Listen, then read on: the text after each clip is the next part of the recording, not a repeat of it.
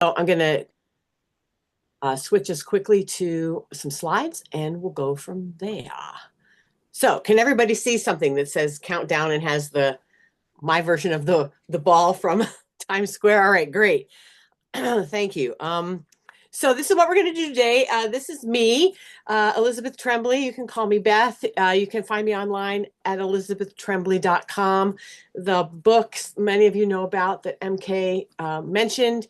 And I also have these two, I don't know, they're about 30 pages. I can't quite remember, pieces that you can buy through the Sequential Artists Workshop if you're interested on making graphic memoir. I'm working on number 3 of those. It was sort of my way of doing chapters and putting them out one at a time rather than having to spend years and years making a book about how to make graphic memoir. It's much more fun this way. So they're there if they're of interest to you. Um, I do stuff here for graphic medicine, and I do most of my teaching over at the Sequential Artists Workshop, which I'm sure loads of you are familiar with. So you can find me all those places if you ever need or want to. I do have a class coming up, and just wanted to mention it quickly. I'm going to be doing what's a 12-week or 3-month class. That's a deep dive into making graphic memoir. Again, over at the Sequential Artists Workshop. This will be the 3rd year in a row we've done this class. And some of you here, I see you all have taken this class before. It's really, well, just what it says. It's a 3-month weekly live meeting, deep dive into lots of exercises about memoir, graphic memoir, thinking about developing your own work and so forth. So it's there. It starts in February. If it's at all of interest to you, you can look up more at the Sequential Artist Workshop, or you can message me on Instagram where I am at Elizabeth_Trembley. So that's happening soon. But let's get down to it because I want to do this little exercise today and have plenty of time to share at the end.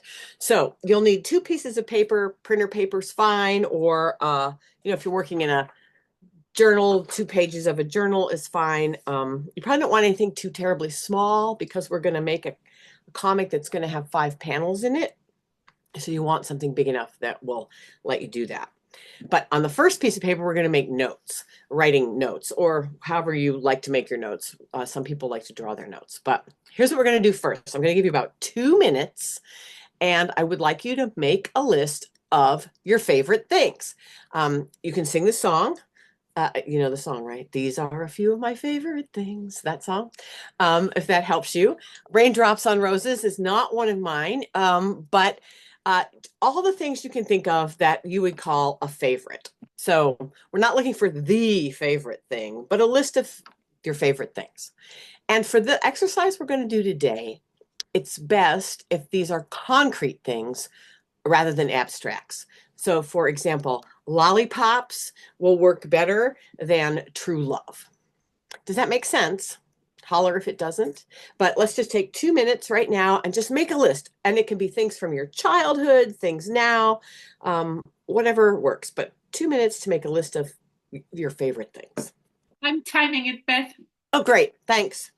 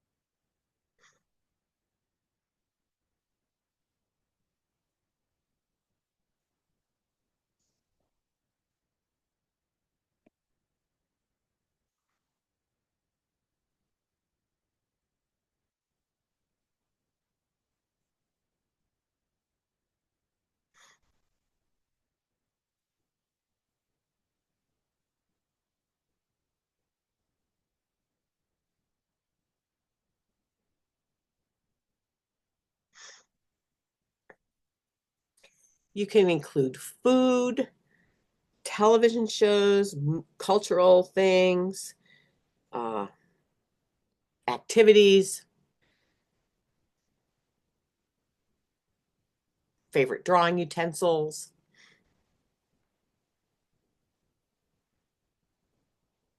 That is time. All right, terrific. Feel free to add to it if you come up with anything else in the next few seconds. But otherwise, for today, we're going to go with the list you just made. No worries, you cannot do this wrong. I love those kinds of exercises. No wrong is happening. All right, so let's see. All right, so you're going to pick one of the things on the list to work with today. So just look at your list right now and pick one. Again, no pressure. You can do this exercise lots of times, but maybe circle the one on your list that you're going to work with today. All right, now we're just going to let that sit a minute. So grab your next piece of paper. And what I'd like you to do, you're going to turn it landscape wise, right? So in this direction. And I would like you to draw out frames that look roughly like this, being sure to leave a little extra space at the top where we're going to put in a title. And then I would like you to draw 5 panels that look like this. Can you all see it okay? Good. All right.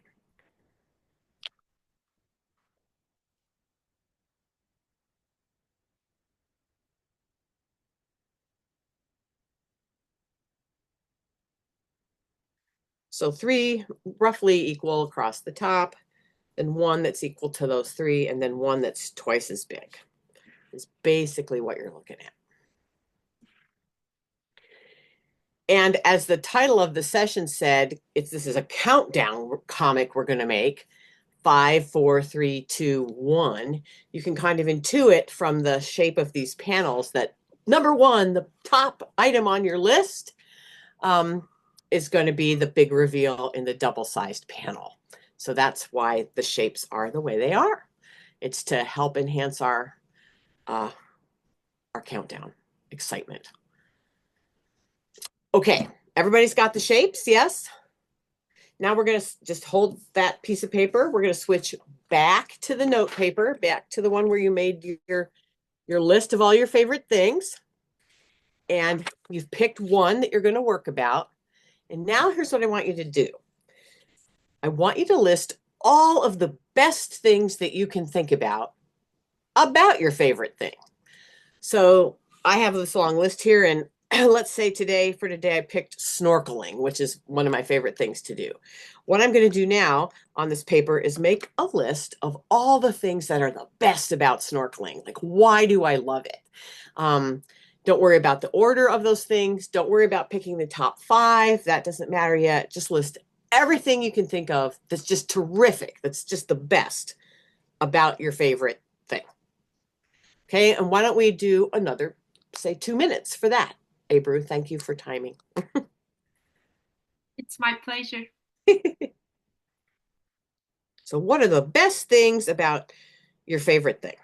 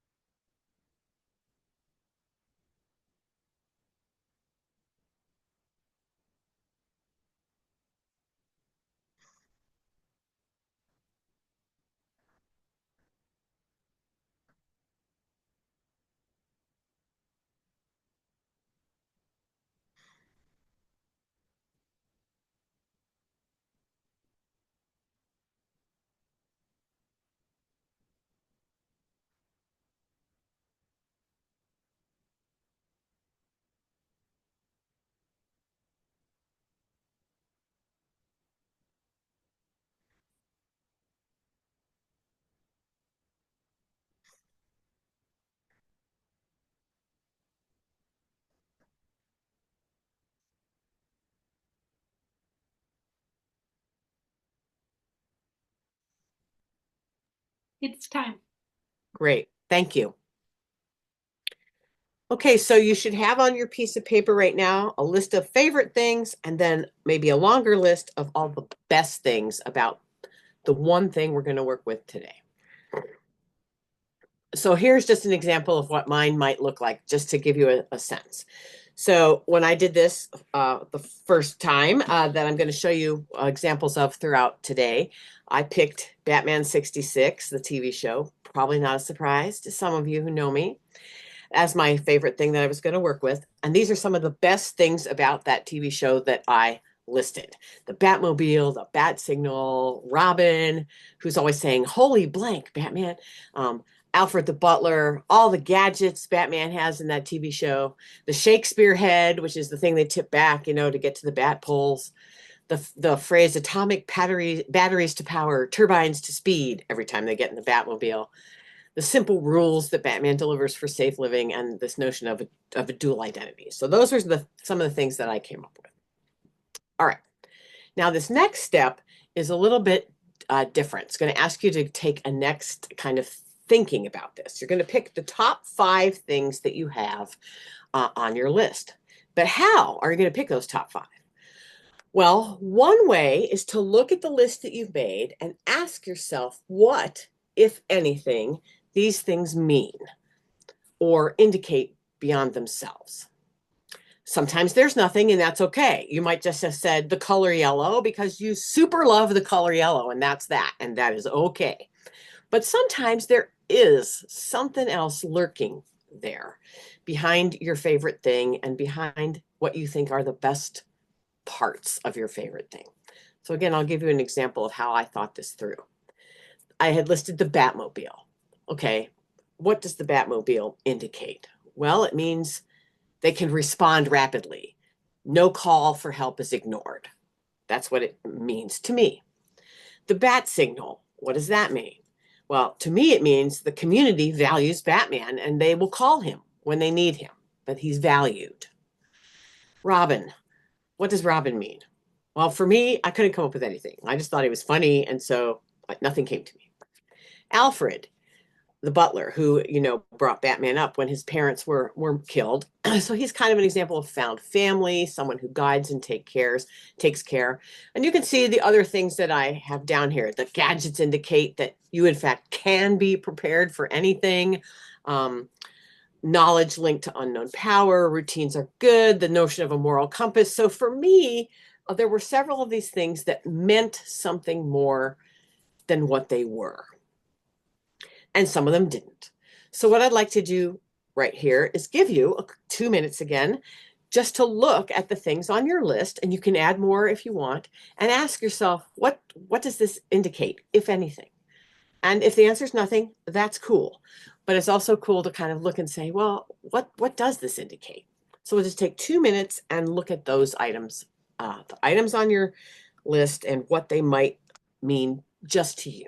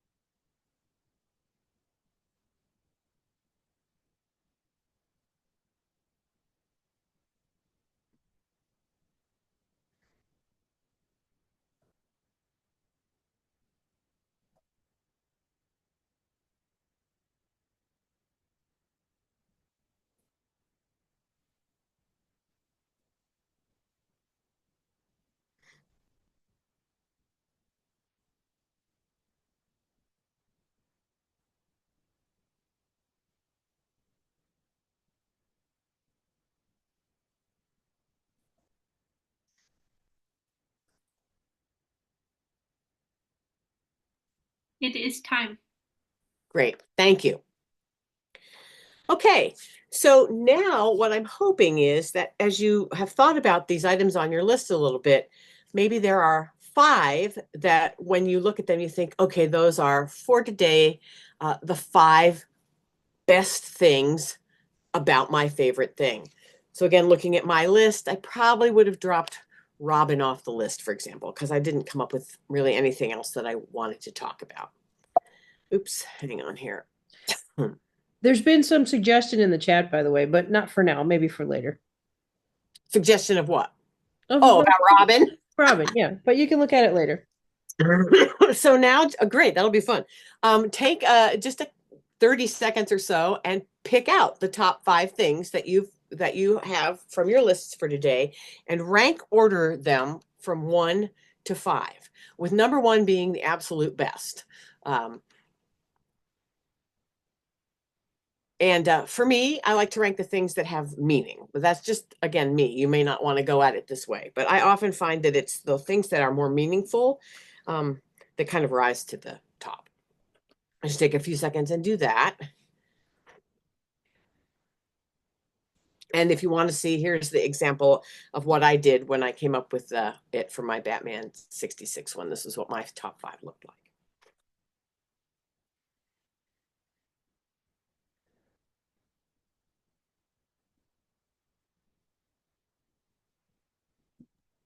That was 30 seconds, Beth. Thank you. And I don't know about you, but when I look at my own list, I'm like, yeah, okay. So of course, right? Things are revealed here that are important to me. That's of course why something might be your favorite thing, is that it's connected in some way to something that is important to you. It could be anything, but there are my 5 in order: 1, 2, 3, 4, 5. But remember, we're making a countdown. So when we do our drawing in a minute, we're going to actually draw 5, 4, 3, 2, 1. So now we're going to go back to our paper. And so now I would like you to write a title that says countdown, exclamation point, why blank, whatever your thing is the best. So mine says why Batman is the best, exclamation point, and then your name by me. Don't put my name. And so now we have the paper worked out, and you've got your enthusiastic title at the top with your name on it. And we're going to move along to drawing in 1 second. So I think it's good to prepare the countdown headlines before you get rolling. So reason number 5, reason number 4, reason number 3, right? Reason number 2, and the number 1 reason that Batman is the best, or whatever, goes in the last one. So I think it's good to put those little headlines in first.